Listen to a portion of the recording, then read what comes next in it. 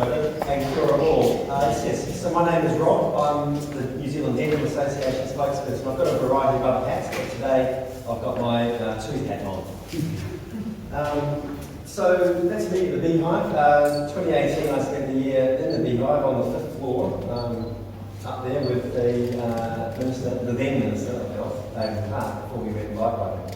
And I had a fascinating time in the Beehive for a whole variety of reasons. But what I really learned there is that health is politics and politics is health. And if we're going to make a difference on the health of the population in New Zealand, we really need to go down the political route.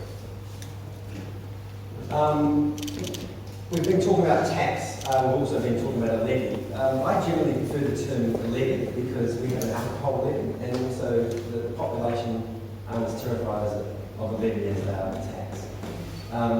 Also, the industry in the UK, we all know there's a sugary drink industry levy, and that's something that I think we here in New Zealand might start exploring.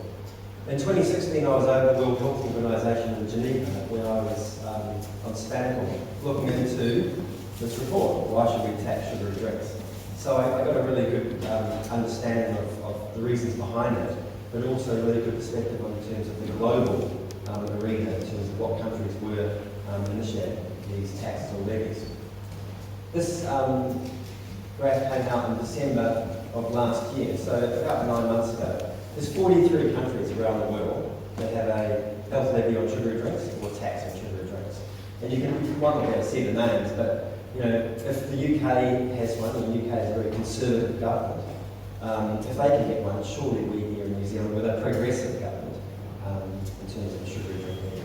When I was in the World Health Organization, I did 50,000 kilometres on behalf of the World Health Organization, going around to nations, encouraging other countries to adopt the health levy, and was successful in the Mauritius, Seychelles, Brunei, and the biggest one was the Philippines, which are 100 million people. So we're very pleased with that sugary drink levy. I'm not picking, is anyone from Coca-Cola here? Sometimes there's some politicians now. Anyone? Maybe not. I'm not picking on company Coca-Cola. All I'm saying is that their products are causing tooth decay, obesity, and diabetes, type 2 diabetes. Actually, I'll rephrase that. Their products are contributing to those three topics. We heard before that New Zealand, we have the third most obese, we're the third most obese nation in the world, OECD in terms of adults. We've got the second fattest kids in the world. And to me that's quite a shocking state, and it's an appalling statistic. Again, I'm not picking on anyone in particular, but I pulled out these teeth, 22 teeth. I'm also a dentist, I forgot to say that. But, I pulled out these 22 teeth. I wanted to write a few things, but I only had 22. I could have kept going, but I thought I'd leave the person there. So last year 40,000 kids had one or more teeth taken out due to tooth decay. And the primary factor for tooth decay is a diet high in sugar. The number one source of sugar in the New Zealand diet actually is from sugary drinks, from those aged 0 to 30.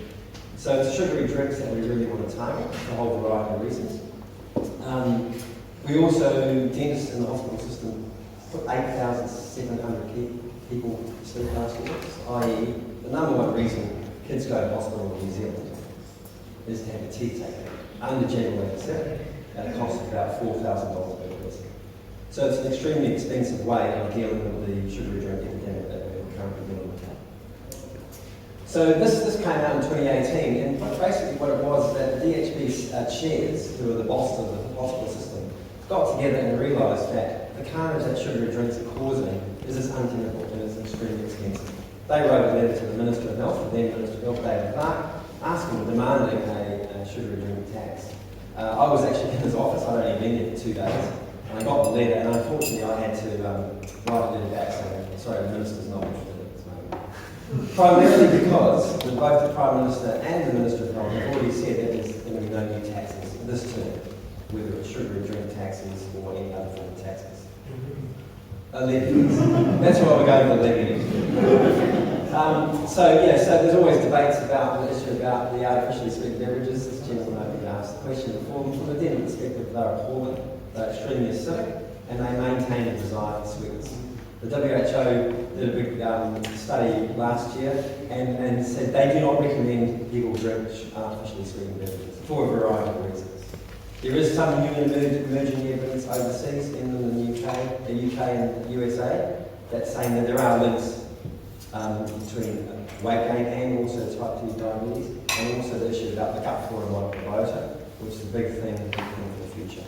But basically, the Dental Association does not recommend drinking artificially sweetened beverages, and we definitely don't recommend drinking juices. So, I've often said I'd rather have a can of Coke for breakfast than a glass of juice for breakfast, in terms of the amount of sugar, because often there's more sugar per 100 mils than there is in Coca-Cola.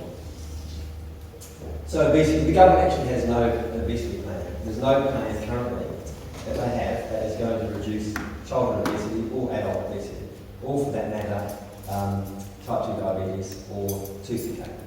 So it's something that we all need to put pressure on, and hopefully that will be happening next term, particularly if there is a 1 or 2 party government with the progressive stripes to it. Diabetes, yes, of course, it's not really about tooth decay, it's actually about type 2 diabetes. It's holding our health system to its knees. Penny Canary, the Associate Minister of Health, who I believe is coming along shortly, was great. Last year he stood up and said, actually, we've had enough of this, we actually really need a health levy on sugary drinks. Of course, he got slapped down by the Minister of Health and also the Prime Minister at that stage. They have not ruled out a health levy on sugary drinks for next term. So we just need to hope that that will happen. 1,000 people last year and had 1 or more limbs amputated due to type 2 diabetes. It's the number one reason we're losing our limbs. It's also the second most common reason we're going blind in New Zealand. Complications from type 2 diabetes, and a significant risk factor for type 2 diabetes is a diet high in sugary drinks. I couldn't spell levy, I only had 22 so I wrote tax. But this is the reality. I said this to the Coca-Cola guys up in Auckland, they didn't like it. The issue is, the reality is that if you are drinking sugary drinks, you're going to get some tooth decay. Particularly if you're living in areas where they're non-fluoridated. And there's only fluoridated water supply in Auckland, Wellington, Hamilton, and Dunedin, basically. So all the other areas around New Zealand have very limited protection against teeth, particularly against teeth. So basically what it boils down to is these 5 people in the picture. So we know who they are. We've got the PM, we've got the new Health Minister, Chris Hipkins, we've got Jenny Salisa, Julianne Gender, and Penny Canary. They are the health ministers who will be deciding what we want, what the population wants. And basically what I learned at the Beehive, if there's one thing I learned, it was that politicians are not leaders, they're actually followers, generally. They will follow the public's opinion.